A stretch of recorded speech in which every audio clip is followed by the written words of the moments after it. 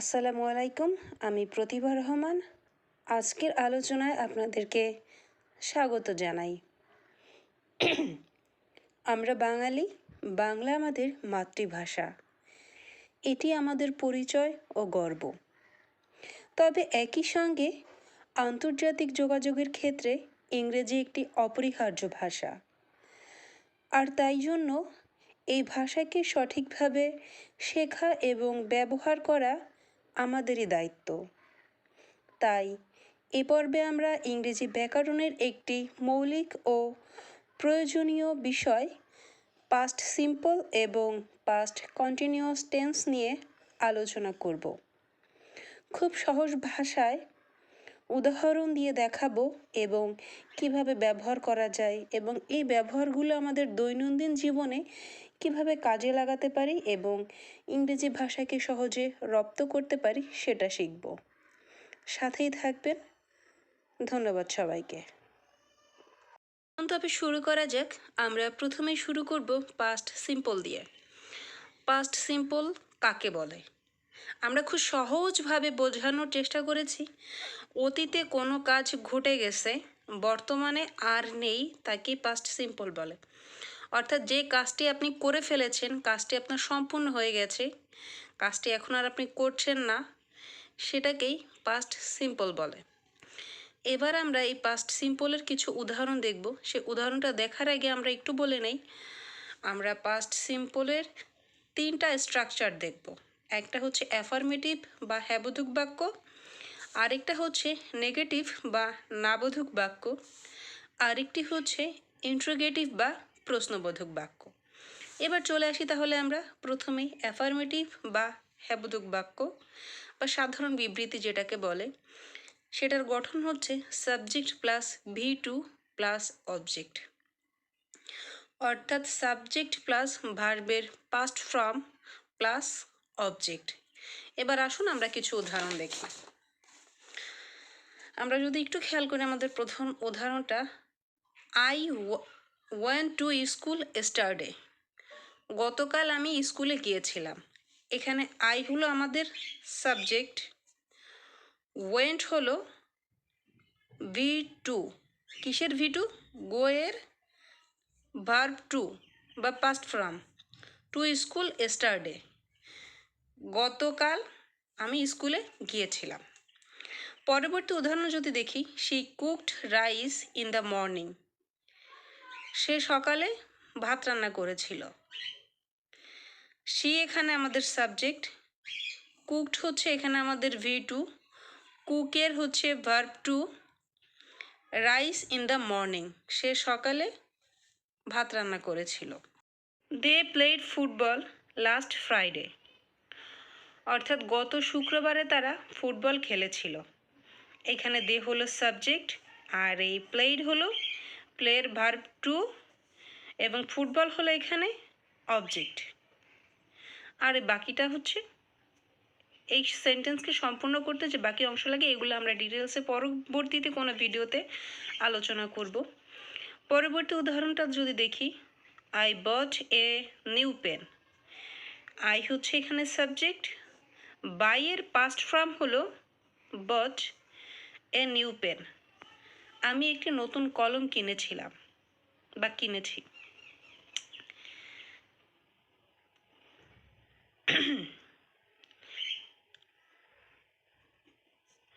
He watched the movie last night. সে গত রাতে একটি মুভি দেখেছে। এখানে কিছু শব্দ আমি দিয়েছি, yesterday, last night, last Friday, last year, last Monday. এই শব্দগুলো দেখে আমরা বুঝতে পারবো যে এটা একটা পাস্ট সিম্পল। এই শব্দগুলো দেখলে আর অন্য কোনো দিকে যাওয়ার দরকার নাই, সোজাসুজি বলবেন এটা হচ্ছে পাস্ট সিম্পল। এরপর আমরা চলে আসি নেগেটিভে। নেগেটিভের যে স্ট্রাকচার দেওয়া আছে সেটা হলো subject plus did not plus verb one plus object, অর্থাৎ ডু ডাজ ডিড এই ডু ভার্বের 3টা ফর্ম, এর মধ্যে ডু ডাজ হচ্ছে প্রেজেন্ট ফর্মে যায় এবং ডিড হচ্ছে পাস্ট ফর্মে যায়। আর যখনই আমরা নেগেটিভ করব তখনই ডিডের সাথে একটা নট যোগ করতে হয়। আর যখনই আমরা কোনো সেন্টেন্সে অক্সিলারি ভার্ব ইউজ করব বা do verb have verb use করব, তখন আমরা ভার্বের কী লিখব, প্রেজেন্ট ফর্ম লিখব বা ভার্ব 1 লিখব প্লাস অবজেক্ট। আমি আবারও বলছি, এই নেগেটিভটা পাস্ট সিম্পলের নেগেটিভের গঠন হলো subject plus did not plus verb 1 plus object. তাহলে he did not go to school, সে স্কুলে যায়নি। এখানে হি হলো subject, did not go to school, এই ডিড নট হচ্ছে এই যে স্ট্রাকচারে ডিড নট এবং গো হচ্ছে এই যে ভার্ব 1 টু স্কুল, সে স্কুলে যায়নি। I did not make a cake yesterday, আমি গতকাল একটি কেক বানাইনি।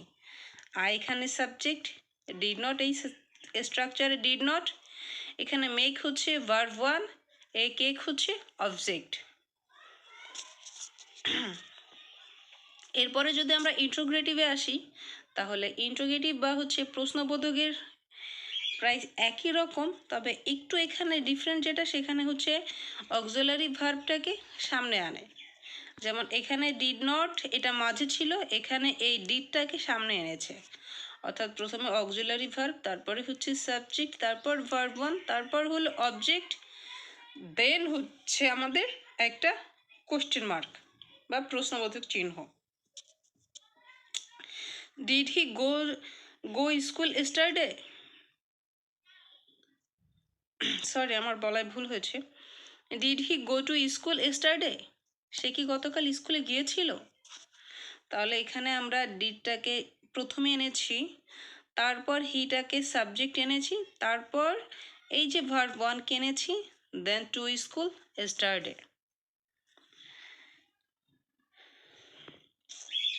আমি প্রথমে বলেছিলাম কিছু গুরুত্বপূর্ণ ওয়ার্ড থাকবে যেগুলো দেখলে আমরা বলতে পারবো বা বুঝতে পারবো এটা হলো পাস্ট সিম্পল টেন্স। সেই ওয়ার্ডগুলো এখানে আমি দেওয়ার চেষ্টা করেছি। Important word for past simple যেমন yesterday, last night, last week, last year, ago, বিগত যে সালগুলো ইন 2010, দেন হচ্ছে ওয়েন। এই যে শব্দগুলা দেখলেই আমরা বুঝতে পারবো এটা হলো পাস্ট সিম্পল। পাস্ট সিম্পলের আরেকটা ছোট টিপস দিয়ে দেই বা বোনাস দিয়ে দেই, সেটা হচ্ছে past simple plus when plus past simple. এই হোয়েনটা হচ্ছে ছোট ছোট অ্যাকশনকে বোঝায়। যেমন I was happy when I saw you, আমি যখন তোমাকে দেখেছিলাম তখন আমি খুশি হয়েছিলাম। তাহলে হোয়েনের এপাশেও পাস্ট সিম্পল, ওপাশেও পাস্ট সিম্পল। তো আজকে এই পর্যন্তই। যদি কোনো ভুল ত্রুটি হয়ে থাকে ক্ষমা দৃষ্টিতে দেখবেন। আর সব থেকে ভালো হয় আমার যদি কোনো ভুল ত্রুটি পান কমেন্টে জানাবেন, তাহলে আমি সেটাকে শুধরে নেব। কারণ শেখার শেষ নেই, আমি যতটুকু পারি ততটুকু আপনাদেরকে দেওয়ার চেষ্টা করছি, তাতে করে আপনাদের উপকার হবে এবং আমি যেটা না জানি বা না পারি সেটা আপনাদের কমেন্টের মাধ্যমে আমি জেনে নিব। তো আজ এ পর্যন্তই, ভালো থাকবেন সবাই, আল্লাহ হাফিজ। আমরা যদি দুটো টেন্সকে একসাথে দেওয়ার চেষ্টা করি তাহলে ভিডিওটা অনেক বেশি লং হয়ে যাবে, তাই পরবর্তী অংশটুকু আমরা পরবর্তী ভিডিওতে দিব। সে পর্যন্ত আমাদের সাথে থাকবেন এবং স্মার্ট উইথ ময়নার সাথেই থাকবেন।